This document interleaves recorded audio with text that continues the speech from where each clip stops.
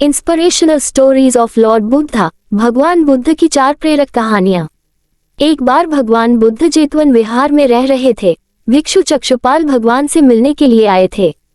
उनके आगमन के साथ उनकी दिनचर्या, व्यवहार और गुणों की चर्चा भी हुई।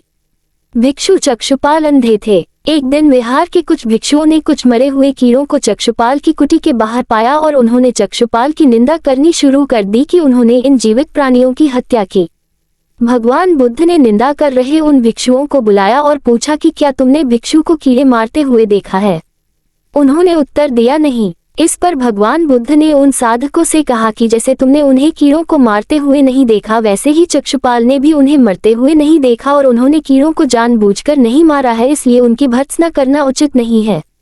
भिक्षुओं ने इसके बाद पूछा कि चक्षुपाल अंधे क्यों हैं? उन्होंने इस जन्म में अथवा पिछले जन्म में क्या पाप किए?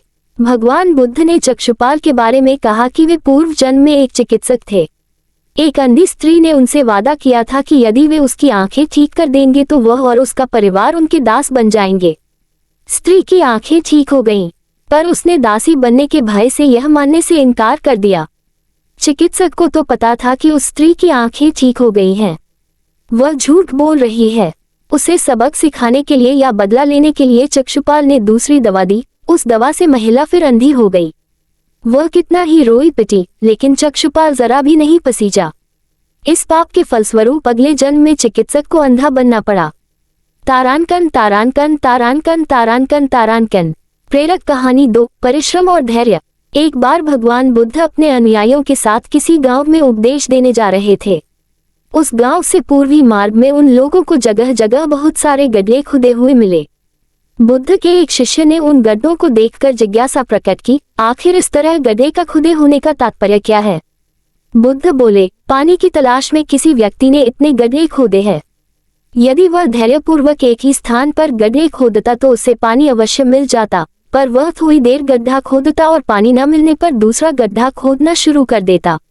व्यक्ति को परिश्रम करने के साथ धैर्य भी रखना चाहिए। तारांकन तारांकन तारांकन तारांकन तारांकन तारांकन तारांकन।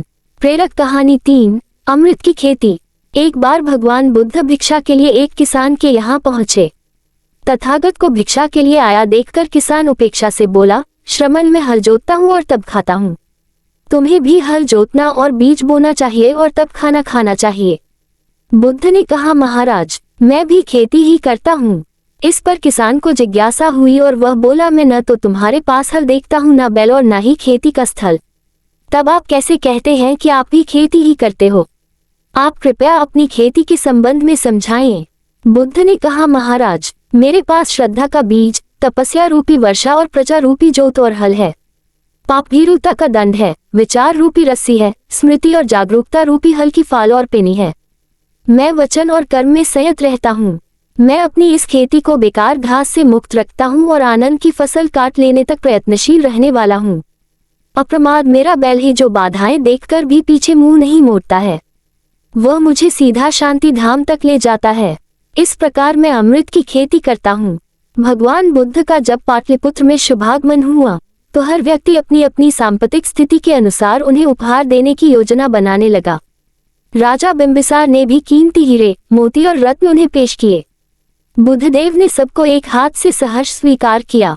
इसके बाद मंत्रियों, सेठों, साहूकारों ने अपने अपने उपहार उन्हें अर्पित किए और बुद्धदेव ने उन सबको एक हाथ से स्वीकार कर लिया। इतने में एक बुढ़िया लाठी टेकते वहां आई। बुद्धदेव को प्रणाम कर वह बोली, भगवान, जिस समय आपके आने का समाचार मुझे मिला उस समय मैं यह अनार खा रही थी। मेरे पास कोई दूसरी चीज न होने के कारण मैं इस अधखाए फल को ही ले आई हूँ। यदि आप मेरी इस तुच्छ भेंट स्वीकार करें तो मैं अहोभाग्य समझूंगी। भगवान बुद्ध ने दोनों हाथ सामने कर वह फल ग्रहण किया। ये सुन बुद्धदेव मुस्कराए और बोले, राजन, आप सबने अवश्य बहुमूल्य उपहार दिए हैं, किंतु ये सब आपकी संपत्ति का 10वां हिस्सा भी नहीं है। आपने ये दान दीनों और गरीबों की भलाई के लिए नहीं किया है, इसलिए आपका ये दान सात्विक दान की श्रेणी में नहीं आ सकता। इसके विपरीत इस बुढ़िया ने अपने मुंह का कौर ही मुझे दे डाला है। भले ही यह बुढ़िया निर्धन है, लेकिन इसे संपत्ति की कोई लालसा नहीं है। यही कारण है कि इसका दान मैंने खुले हृदय से दोनों हाथों से स्वीकार किया है। बुद्ध का गोत्र गौतम था। बुद्ध का वास्तविक नाम सिद्धार्थ गौतम था। उनका जन्म शाक्य गणराज्य की राजधानी कपिलवस्तु के निकट लुम्बिनी में हुआ था।